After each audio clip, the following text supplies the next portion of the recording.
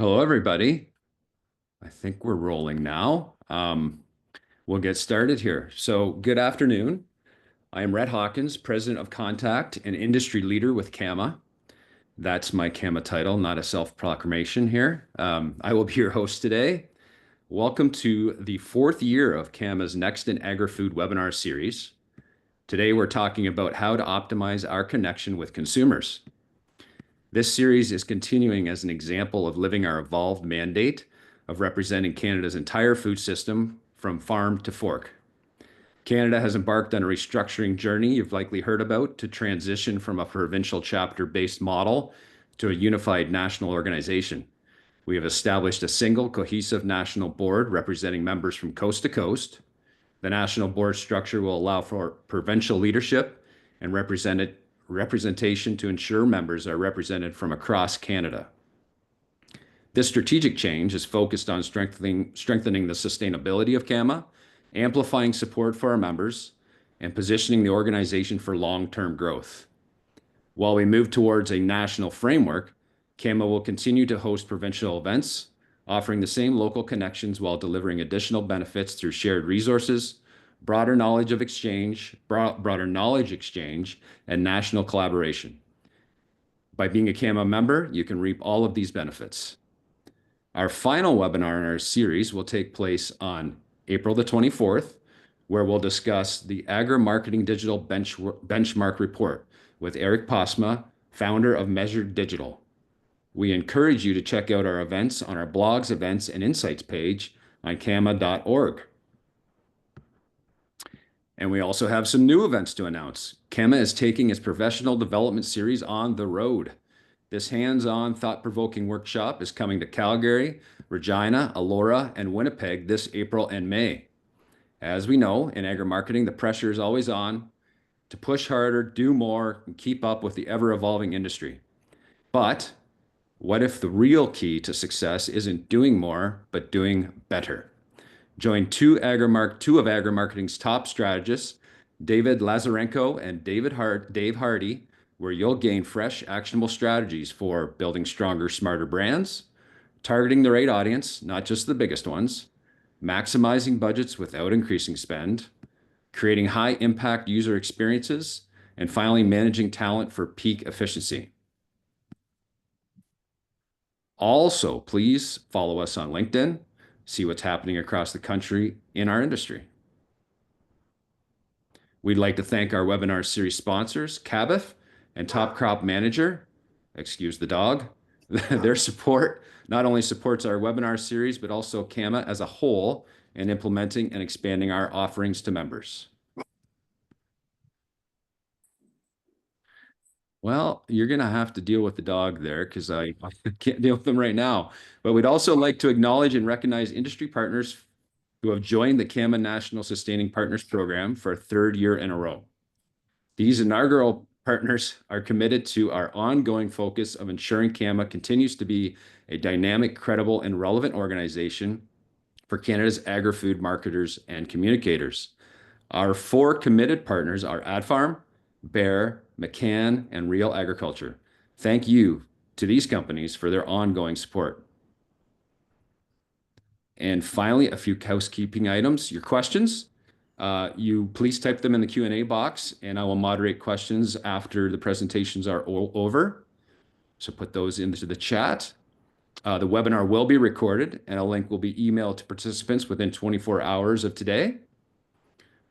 And we'll be sending you all a follow-up survey to gather your input on the webinar today to obtain feedback and suggestions for future CAMA events. So now our speakers.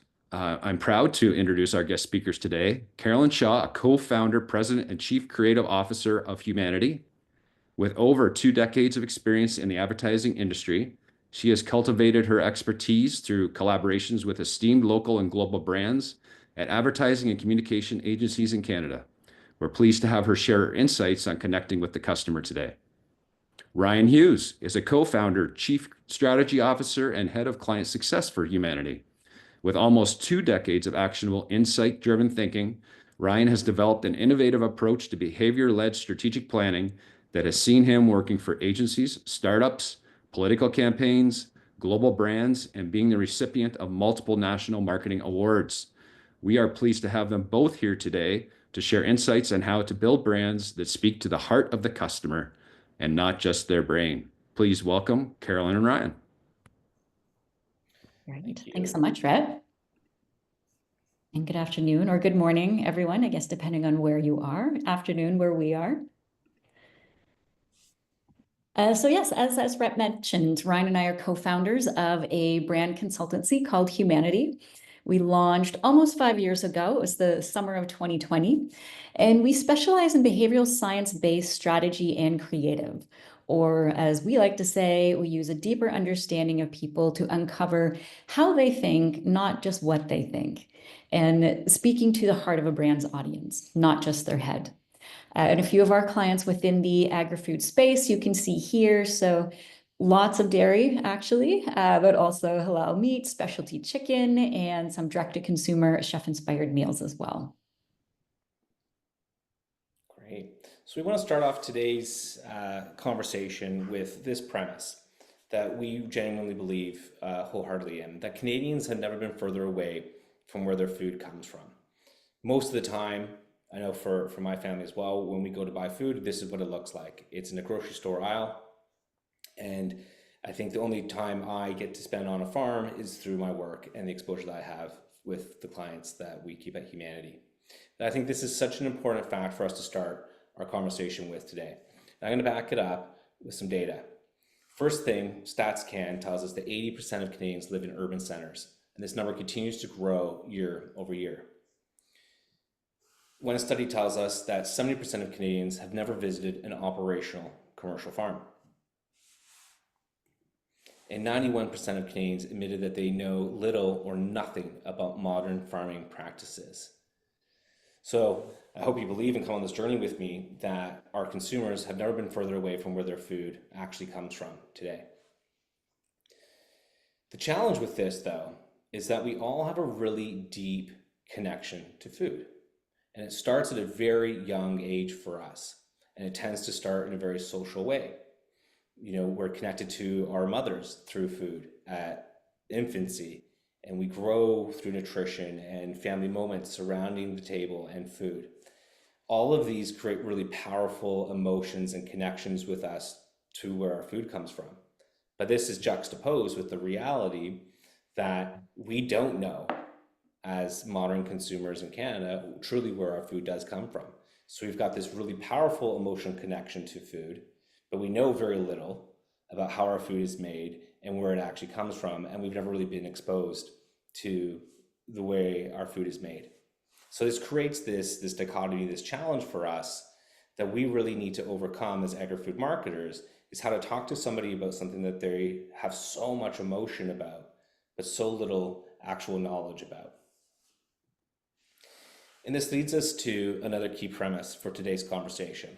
And that's that 90% or about 90% of decision making is subconscious and heuristic driven.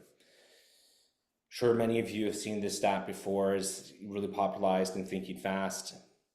But the reality is, for us, when something's deeply emotional and imprinted in us at a young age, like food, it gets driven into our subconscious, and we end up making decisions using heuristics, which are frameworks that allow us to make decisions very, very quickly. So what this means is when we're talking to somebody about food, telling them where their food is coming from, and trying to have a conversation with them about where the food is coming from, we're tapping in and we're talking to that 90% of their brain that is subconscious and heuristic driven. It's emotional, it's not rational. So our whole premise today, and what we're going to walk you through over the next 40 minutes, is some insights on how you can talk to the heart of the consumer, not the mind.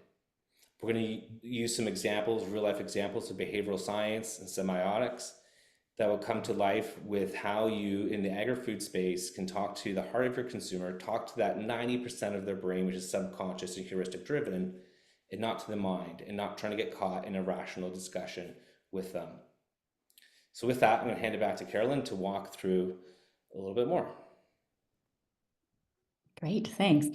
So with this massive gap that we see between consumers and farmers and where our food comes from, there is a huge need within the agri-food sector to make that real connection with consumers. But how do you do that? How does any organization really do that? That is the power of your brand. Your brand is the great connector, and it's through your brand that you can speak to the heart of your consumer. So when we talk about brand, what exactly do we mean?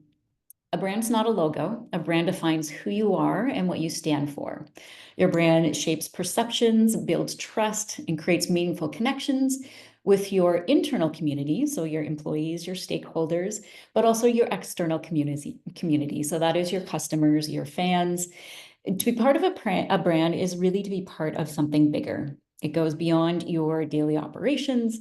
It reflects your values. It creates your culture. So when your brand is clear and it's authentic and it's purpose-driven, it not only strengthens your market position, but also creates lasting impact and value. And this applies even if you aren't B2C. If we have any organizations or brands on the call today that are maybe B2B, a lot of B2B brands feel they don't need to market, they don't need a brand, but you still have an audience, whether it's government, it's communities, it's your employees, or even if you rely on referrals and word of mouth. How are you talking to them? So how are they talking about you? How are you defining yourself? How are you positioning yourself?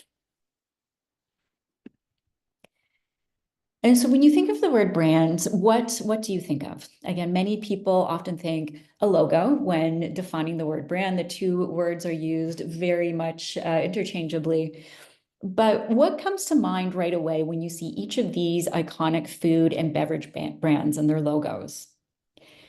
Most likely it's something more than just a scripty font or a red maple leaf. Right away, you might also think of the product, whether it's mustard or it's coffee. But most likely, something even more comes to mind, or you feel something more. It's a feeling or emotion because all of these iconic brands are much more than the products that they sell. Starbucks is much more than a coffee. Coca-Cola is much more than just a fizzy beverage. So really, when we use the word brand, it's very much all encompassing, and it's what distinguishes one organization from another. And while it consists of the very visual things that we all see right away and that we can see here, many things, a logo, name, tagline, color, tone of voice, really a brand is something much bigger. It's the overall emotions and feelings that we have when we experience that brand. A brand is a perception. It's shaped by every interaction, every experience and emotion, and it lives in the heart of consumers. That's really what a brand is. So really a brand is one of an organization's most important assets when it comes to building and connecting to your audience. So a quick case study here, and we'll take a classic iconic Canadian brand, Wonder. And again, talking about how your logo is not your brand. Your logo is a mark or symbol that represents your brand. So the logo is just one part of a brand's identity. And the Wonder logo is recognizable with its bold red and blue and yellow dots, but it's only one small piece of what makes Wonder an iconic brand. If Wonder were to change their logo, people would still recognize the brand because of everything else that defines it, its product, its history, its emotional connection with consumers. And your logo is a building block. It's one building block within all of the building blocks of your brand identity. And your brand identity is made of all of these elements that help an audience identify and connect to your brand. So your logo is a very important part of that brand identity, as it is often one of the most visible elements usually, but it needs to work alongside all of these other elements like your positioning, your messaging, your colors, sounds, photography, all of your marketing. They are all connectors to your brand. So for Wonder, their brand is built on history and heritage. They've been a Canadian staple for generations, and it's not just about their packaging. It's about speaking to the heart, which is nostalgia and trust that's built over decades. The brand has evolved since launching in 1927, but it really remains synonymous with childhood memories, with family meals, with comfort food.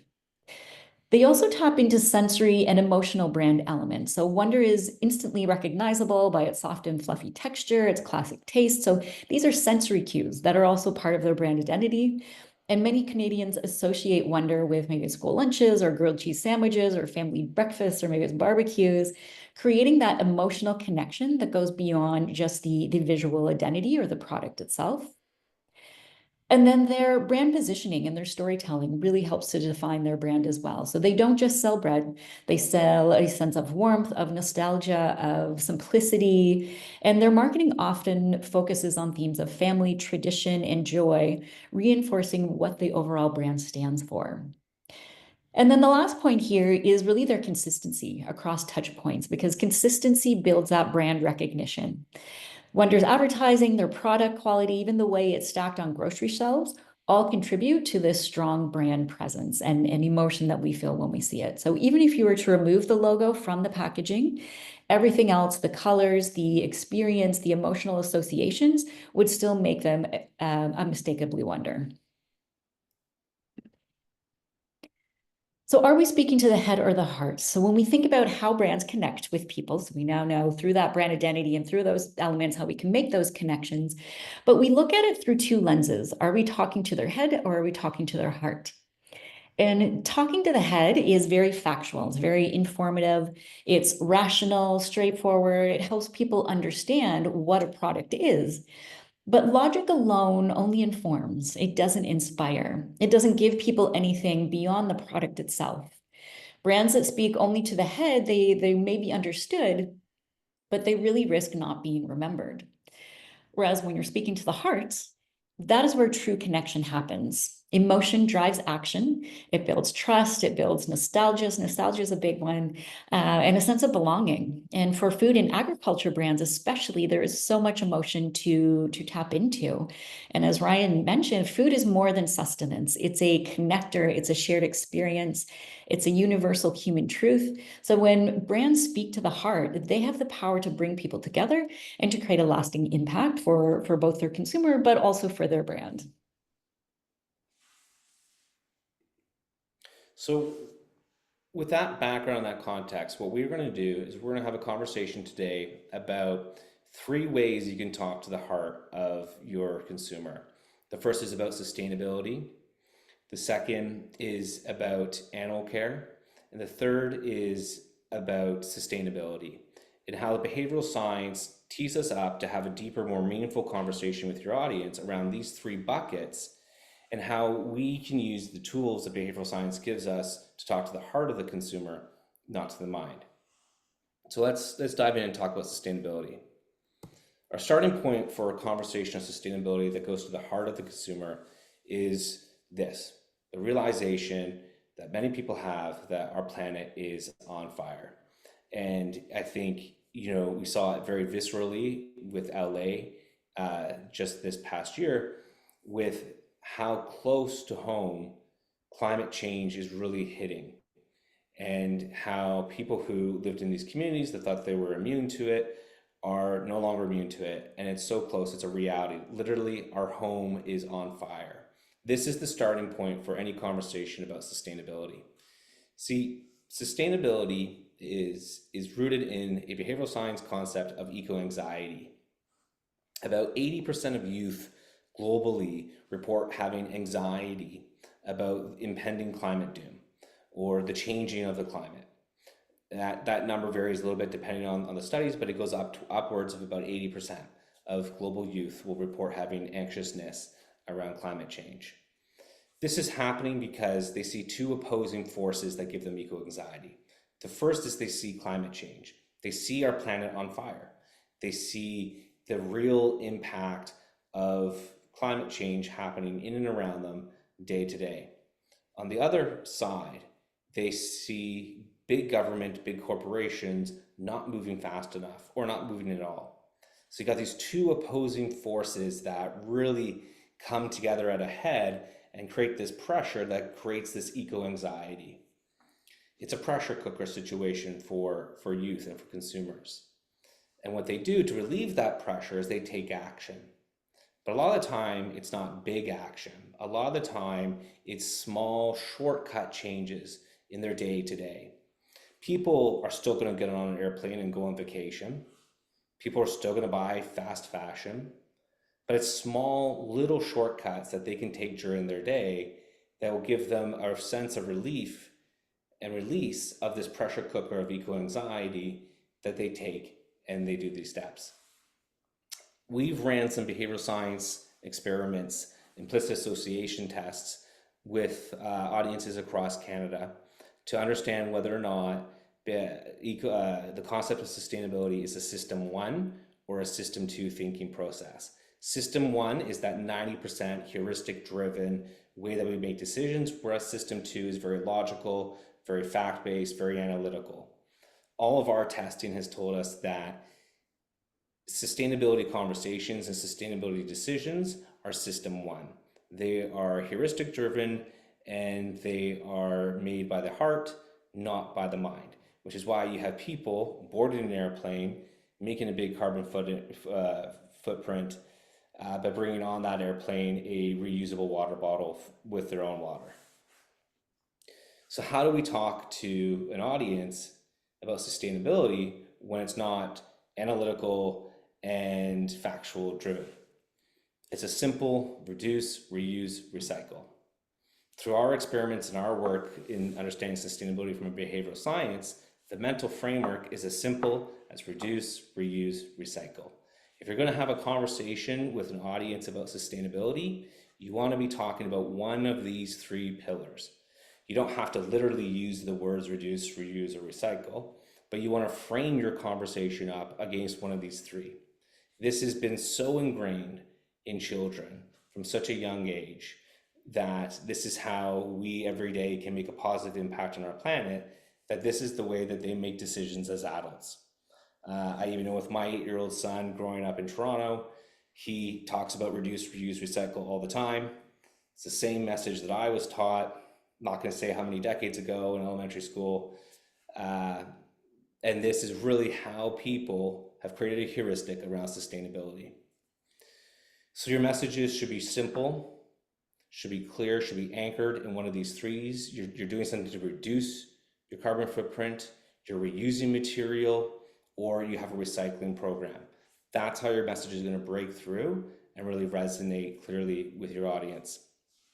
An example, well, not in the agri-food space, an example that we really like is messaging around eco-friendly buses. So electric buses are becoming a bigger thing out there in a lot of communities across the country. And the simple messaging that one bus at full capacity takes the place of 70 single occupancy cars off the road is a really simple sustainability message that is all focused on reduce, that is easy for somebody to process. So reduce, reuse, recycle should be your framework when talking about sustainability if you want to talk to the heart of the consumer. Now, let's talk about animal care. So we've talked about mental frameworks and behavioral science. Now let's talk about semiotics. Semiotics is the study of the signs and the symbols that we have as a society that we put meaning behind. It allows us to look at pictures, allows us to look at colors, allows us to look at words, spoken and written, allows us to look at sounds and to understand the meaning that we as a society have put behind those different things. It allows us to understand how we create greater meaning by putting bits and pieces, different colors, different words together to create one context. This is very powerful for us to understand how to communicate complicated messaging. What are the signs and symbols? What's the imagery that we need to communicate animal care? And this is where we've used semiotics a fair bit in our discipline to understand how to properly communicate animal care. And just to go a little bit deeper into one example of where we use semiotics was with our Dairy Farmers of Manitoba brand transformation. So our strategic proposition when we went into the semiotic testing was family is at the heart of Manitoba dairy farms. So within that proposition are 3 key elements that we needed the brand to express. So family is at the heart, so family was one, of Manitoba dairy farms, so Manitoba, so community, and then dairy farm, so dairy. So we needed the brand to communicate family, community, and dairy. So we tested numerous symbols, images, colors, separately and together to understand the cues that consumers needed to see to understand and feel these key elements. Not speaking to facts or speaking to the head, all very heartfelt emotions. So we discovered that to cue milk or dairy, we needed to show a cow and a farmer, not separately in isolation. We even tested logos with no cow. They did not do well at all. To cue dairy, there needs to be a cow. And when we paired a cow farmer farm, that cued family, because most dairy farms, in fact, all dairy farms in Manitoba, are family run small businesses. And then for our third element was community. So when we paired cow, farmer, farm and put it in the context of Manitoba, that brought in the community part of it and that sense of belonging. So the closer all of our brand imagery communicates these elements together, the stronger our consumer or our connection with the consumer will be. So when it gets specifically to animal care, a few other points that came out of semiotics. Lighting matters a lot. We even had some responses to logos that showed a barn, but no cow, that we must be trying to hide something. The cows are hidden away, they're being mistreated. So for all imagery when we have a cow, it needs to be brightly lit and ideally showing a warm interaction between the cow and the farmer. And a few other key factors to positively convey animal care. It's ideal to show the cow outdoors, actually roaming free in a field, even though that may not be the reality. Actually, a lot of cows prefer to be indoors, but everyone, just as humans, we have this ideal vision in our head of cows roaming free in a field. If a cow is shown inside, again, it's important that the image or the video is well lit and there is a human there interacting with or feeding the cows. Showing the cows eating is seen positively because if the animals are eating well, they're well cared for, then humans feel they're eating well. So it's a good quality product. So the imagery and the icons and the symbols that we use also have a reference to the quality of the product. If we're showing innovation or automated feeding, the farmer should also be in that shot. So we're not showing cows on their own with machinery. And again, as we've said, avoiding dim lighting, clustered cows, small spaces, enclosed spaces, or covering cows' faces with text. And one brand that is doing this very well, we'll move out of dairy for a little bit and look at another brand that portrays animal care really well. Following a lot of these cues is Greenfield Natural Meat by Maple Leaf. So we can see that they use a lot of natural colors, a lot of bright, warm sunshine, green, full of life grass. If they are indoors, it's brightly lit. We're seeing a lot of positive interaction between the farmers or the workers and the animal. As well, we see some images here showing those farmer family values. The one image though here is the red barn. That did not test well for us when we tested similar images. Again, not showing cows. People were very suspicious as to where are the cows? Why are they inside? What's happening to them?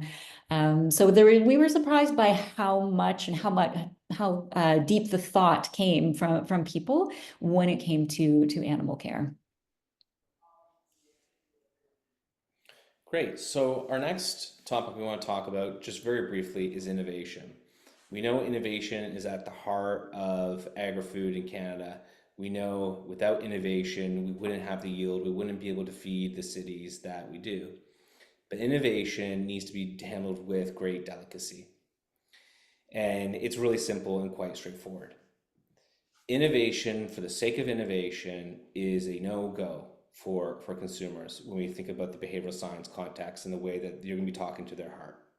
When we just talk about innovation as a way to increase yield and production on a farm, it cues factory farming.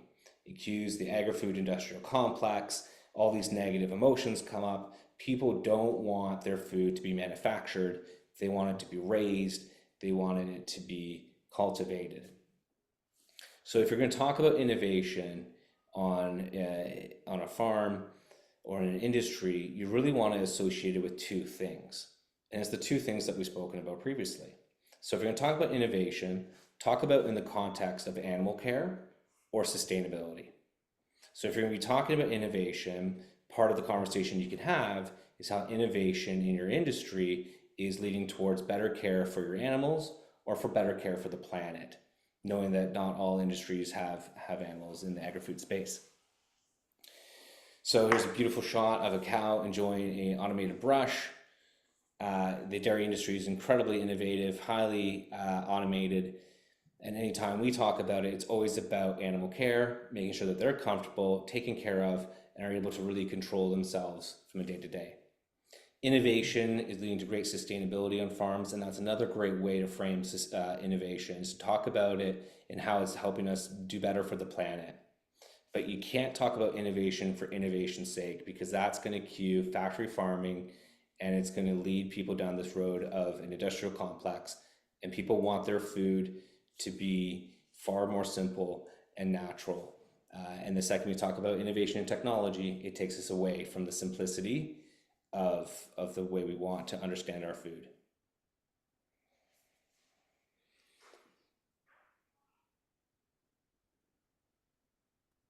So now we can take you through a case study that we've mentioned a little bit here, Dairy Farmers of Manitoba, but where we can go a little bit deeper into behavioral science and semiotic and the learnings and how that was applied to a brand.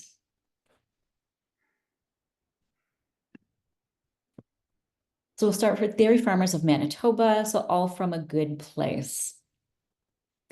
This was a rebrand that we started probably in 2020 sometime, but it launched in September of 2022. And the challenge really was to create a new brand that represented the farmers and connected to Manitobans. To start our journey with Dairy Farmers of Manitoba, we went through a really robust research phase. The key for us was to get to know everyone within the Manitoba dairy industry as well as we possibly could. So we ran one-on-one interviews with dairy farmers. We've actually surveyed every single dairy farmer in the province. We spent a lot of time talking to consumers in the province. We interviewed the processors in the province. We interviewed the regulators in the province. If anybody touched dairy in Manitoba, we spoke to one of them, and we were able to understand what dairy meant to them. The big gap that we uncovered in our research and our strategy phase was that Manitoba dairy farming families felt like they were really far from the hearts of the public. They worked so hard every single day to put dairy products on the tables of the Manitoba public, but as we opened up our presentation with, the Manitoba public has never been further away from where that dairy product comes from. There's a huge emotional gap, a big divide between the farmer and the public, and our challenge through this rebrand and brand campaign was to close that gap. And that's where behavioral science and semiotics was absolutely critical. We know we couldn't have a rational, logical discussion with somebody about their local dairy farm when they've never been on a dairy farm, when they've never met a dairy farmer. What we needed to do was something that was all about talking to the heart of the consumer. We needed to close that emotional gap through emotional communication and telling an emotional story that didn't rely on logic and reason, but relied on the fact that Manitoba's dairy farmers are the same as the Manitoba public. And we use the behavioral science concept of mirroring, which is what we do every day when we're in interaction with somebody. If somebody's leaning back, really casual, you tend to do the same. If somebody's hunched forward, really intense, you tend to do the same. So we use the mirroring principle to show that Manitoba's dairy farmers were the same as the Manitoba public. And we had all of our semiotic research that fueled the way that we brought this to life visually. Yeah, and then taking all of that research, created a completely new visual and verbal brand identity with brand guidelines, photography library, website, social. Also the creation of All From a Good Place brand platform, which really has been the unifying thread amongst all communications internally and externally that the brand does, and gives the farmers a platform to tell their story of dedication, hard work, and care for everything that they do. And then following that was a fully integrated mass campaign, working alongside a Manitoba production team and telling that real farm family story. So this was the final logo. And just breaking down some of the learnings from the semiotics, there's a bold font that was easy to read, friendly, has a proud heritage feel. So that cues family nostalgia when we're talking about the heart. The addition of established in 1974 reinforces a sense of institutionalism, respectability, pride, trust, again, heartfelt feelings. The cow as the hero establishes that link to dairy and is future and forward facing. And then that curve at the bottom there symbolizes friendly Manitoba. So again, we're cueing that community that we needed to cue. And some of the positive reactions and emotions that we had when we tested through semiotics, the logo, we got a lot of comments on the fact that the logo confers a sense of institutionalism and respectability to DFM. It's reinforced by this presence of established in 1974. This established in 1974 goes further to signal pride by bringing the community together and trust by overseeing quality and standards. Some people said the logo directly represents the dairy farmers of Manitoba, so it gives me peace of mind that the dairy products are good. It's good to know that I'm supporting local. The logo reminds me of something that proud and nostalgic. It reminds me of the good old days. And like I said, we did try testing without cows we wanted to make sure we fully covered everything when we went into testing. And it was a big miss. People said like you're missing the cow, or maybe it's a field full of cows, but just to get the point across, because none of this could happen or could exist if there were no cows. So we made the cow very prominent front and center.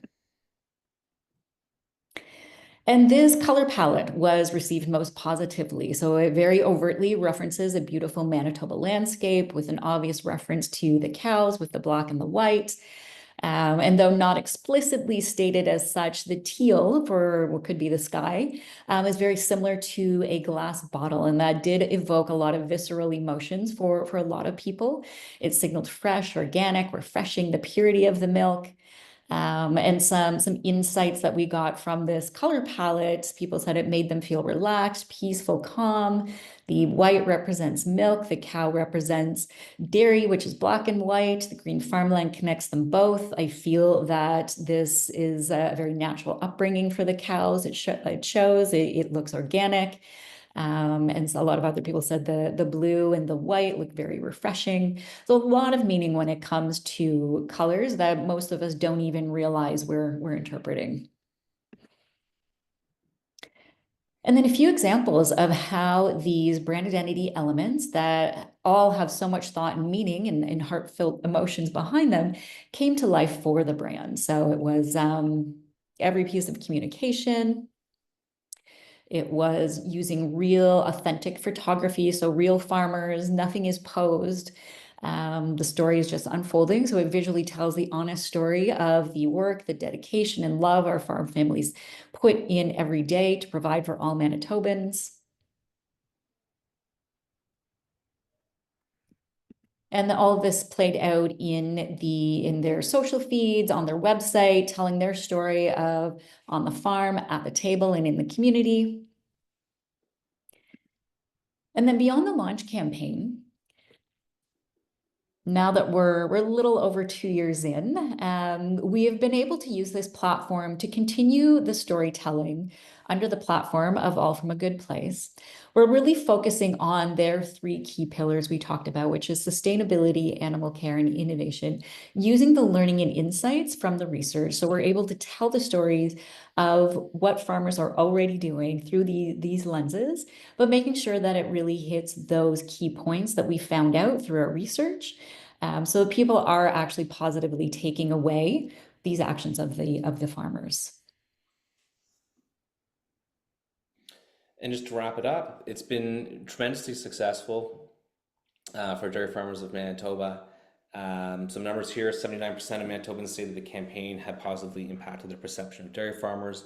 94% say it was effective in making them want to increase dairy purchase, which is always good to be able to show a client.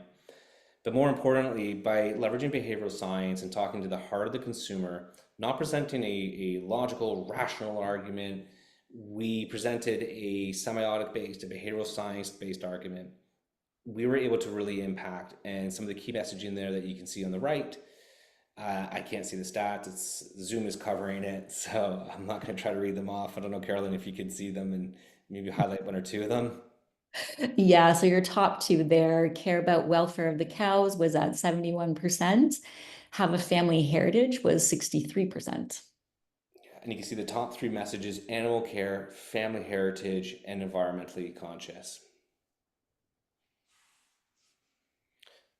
So behavioral science and rooting our arguments into talking to the heart, not to the mind of the consumer, very powerful way for us to take messages and to have it break through and resonate with them. So now some few thoughts for you. Yeah, so a few key takeaways and how you can apply everything that we've just gone through. How can you apply that to your own brand? So when we look at things like understanding meaning and emotion, you can ask, what emotions do we want our brand to evoke? And then you can ask, do we know? How do people instinctively react to our brand's visuals, our messaging, our packaging? Are we triggering recognition and emotional connection, or are we just really delivering information or speaking to the mind? When we look at brand identity and purpose, you can ask, what do we stand for beyond what we sell? How do we want to be remembered? And are we expressing our values in a way that feels authentic and human? And are we connecting in that right way? And then when you're thinking about your audience and how you're connecting to them, you can ask, who are we truly speaking to and what drives their decisions? What are unconscious biases or emotional triggers that could influence their behavior? And that definitely takes a bit of a deeper understanding to understand that. And how does our brand fit into their daily lives and aspirations? So what is that relevance that you play in their lives? And how can your brand become a part of their life beyond just the functional aspects that it might be? Great. And that's it. That's what we wanted to have conversation wise with you today. Please reach out if you want to continue the conversation. You can find both of us there on LinkedIn or through our email. And I think we're right on time Mhm. for some questions. I Pass think it you're back to ahead you, of Brad. time. This is great. No, thank you very much. My bias, I love obviously the livestock side of things in our industry, and there's nothing better than being on a dairy farm. Like there really is. They are pets, right? Yeah, they're sweet, so sweet. Get treated so well, and I'm glad I look at your campaign to try to bring that forth, because I think we'd all know that if you're not from a farm and you see that side of things, it really does shatter a lot of stereotypes, and yeah, it's awesome. So thank you both for that. I found a lot of value from that. We've got some time for questions here, so please, folks, put that in the chat. I know one of the things that has come up is around, you mentioned sustainability, right? So when you're talking, because you well know that the general consumer population has an understanding and emotion around what sustainability means, but your audience, the farmer, has a different idea of what that means. How have you seen that bridging the gap, knowing that your campaign, yes, reaches end consumer, but also is speaking to those that might have a different feeling about sustainability or the word sustainability, not the act of it, because they're very sustainable. Mhm. So I'll go first, and then Carolyn, if you want to add on, please do. From our experience, it really comes down to individual farmers and whether or not a farmer and how that farmer views the term sustainability and the practices on their farm. We've worked with some farmers who are completely regenerative in Mhm. their practices. So that's obviously cutting edge and really far down the road. We've worked with farmers who are just starting to recycle the plastic used on their farm, and that's their first step. But what we haven't come across is a farmer who doesn't acknowledge that sustainability is key Yeah. to the future. And the one thing that really keeps coming back to me, to my mind, is farmers viewing themselves as stewards of the land, and how the reality is if they don't care for the land today, they aren't going to be able to pass on a farm down the road to the next generation. It's just not going to be a viable operation. So that's the viewpoint I've had the privilege of looking through when we've had our conversations and work in the sustainability space with farmers. I don't know, Carolyn, if you want to add. Yeah, I think the reality is that a lot of people don't know, but the Canadian dairy industry is one of, if not the best in the world. So you see a lot of with Dairy Farmers of Canada and other provincial dairy associations, they do talk a lot about this. So and going back to those misconceptions that you just mentioned, Rhett, a lot of people, when they just see Netflix documentaries or things like that, they see these 30, 40,000 cow factory farms, when the reality is in Canada, most farms are about 100 cows. I know in Manitoba, they're all about 100 cows. We just don't have that here. So even if the farmer is not able to get very much into regenerative practices or isn't able to invest the money in a lot of the technology, just by their size and their family run practices, they are very sustainable. They're doing a lot of things already. And one thing that we also found too with farmers is that they want it to be authentic. They want to show people what it's actually like. So especially when it comes to like animal care, the thing we had to work through was that the public was telling us they wanted to see cows in a field roaming freely, but the farmers were like, well, that's not reality because cows actually are kind of scared outside. If there's noises, they like it inside. So it was something we really had to balance, and I think it's the same with sustainability. Farmers are also very transparent, and they don't want to be trying to represent something that they're not doing just to make the public feel good about it. Yeah, no, we just recently toured a dairy farm, and like they can tell how happy the cow is on their phone, right? Because if it's Mhm. cud, it's happy, which actually means if it's lying down, it's chewing its cud, it's happy. And but if you don't connect those dots for a consumer, they may go, oh, why is it lying down? It's unhappy. Mhm. Yeah. But if anyone has a dog and knows it sleeps 80% of the time plus, right? It's happy. So so you mentioned emotional imprinting. Um, and I think part of the sustainability discussion is making sure we're just mirroring the sentiment and then connecting the dots on some of the language. But what are some of the most powerful emotions that food brands can tap into when we're talking about emotional imprinting? Mhm. For that one, I really believe it's the social connection that food brings. And I touched on it a little bit during our presentation. You know, food is hyper social for us as people. It's the connector. It brings us together. You think about, you know, it's your grandmother's pie recipe or your mother's mac and cheese recipe. Yeah. We connect to food socially, and I think that's where the depth of emotional connection to food comes from, is the fact that it's social and it's connected to other people. So when we talk in the agri-food space, that's the depth of emotional imprinting you're up against, is something that's so deep-seated, something we experience from moment one in our lives, being fed, being nurtured, growing through food. It's been so deeply imprinted that to have a rational argument against our perception of food is almost a waste of time, in my opinion. Yeah. No, that, and then how do these emotions further influence customer or consumer behavior we were talking about? Yeah. Yeah, it really frames it up, Yeah.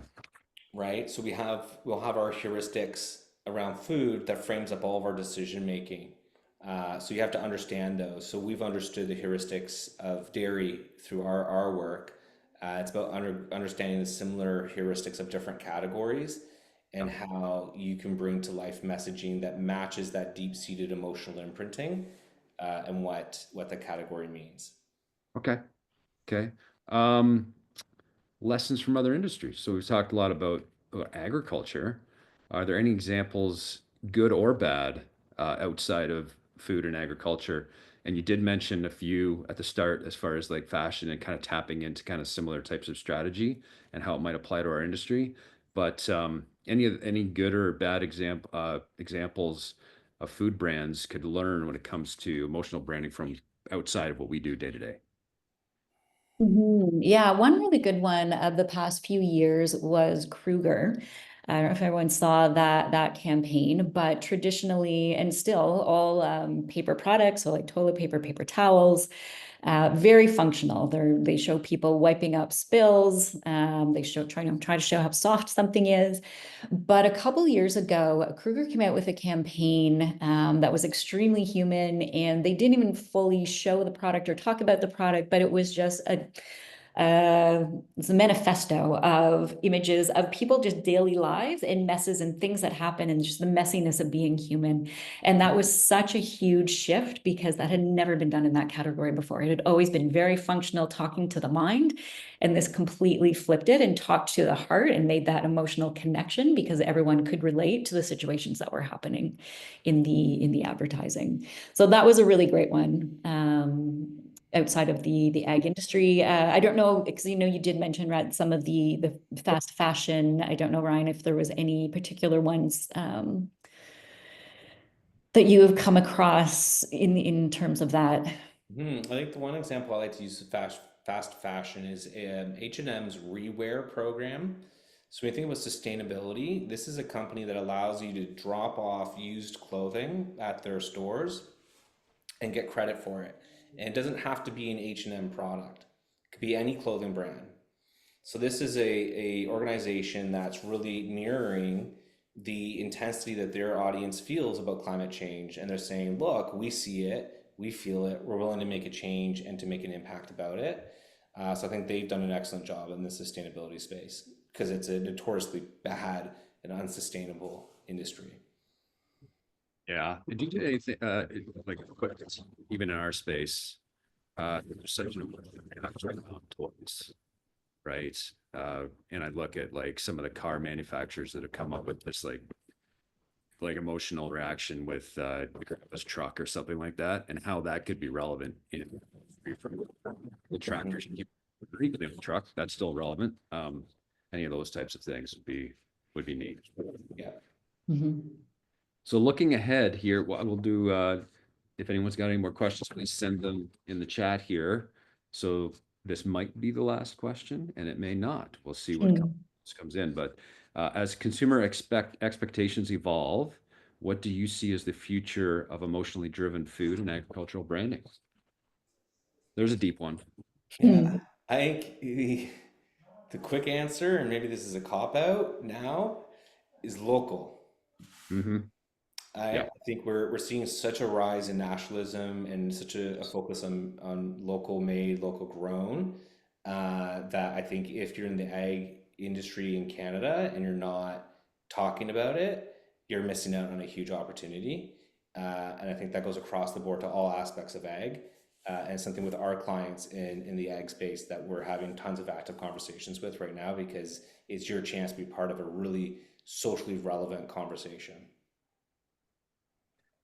Yeah. Did you see any of that also outside of today's, about even a couple of years ago, coming out of COVID with supply chain, Yeah. right? Just some simple, yeah, I we better look at this locally because we would like access to it if this happens again. And then it just seems to be the reasons for that just keep piling on, right? Mhm. So good opportunity, definitely from a local perspective. Yeah, we're definitely seeing a shift or a trend in people even growing their own, very on small scale, but local level, but growing their own produce or their own food. And it really is this realization of, let's go local, let's support local, much more than we've ever seen before. Everyone went and bought a chicken last Yeah. year. It is. It's, I talked to somebody from one of the feed suppliers, and it's the fastest growing by far segment is those buying like just a few birds and putting them in their backyard, which you also then see urban centers coming up with, hey, should we have rules around this? Yeah. Right. So very good. Is there anything else either one of you would like to add before we finish up today? No. That's good. Okay. Well, thank you so much. This was great. As a reminder to all, if you didn't get to hear all of it or you came in late or had to leave early, we will send this out within 24 hours of this. But thank you so much for sharing with us today. In lieu of a speaker gift, CAMA will be making a donation to CABIF in your name on your behalf. Thank you again to our sponsors, CABIF and Top Crop Manager. And thanks everyone for participating today and for supporting CAMA. If you want to learn more about CAMA and the various offerings, events, etc., and how to get involved, please go to the website at cama.org.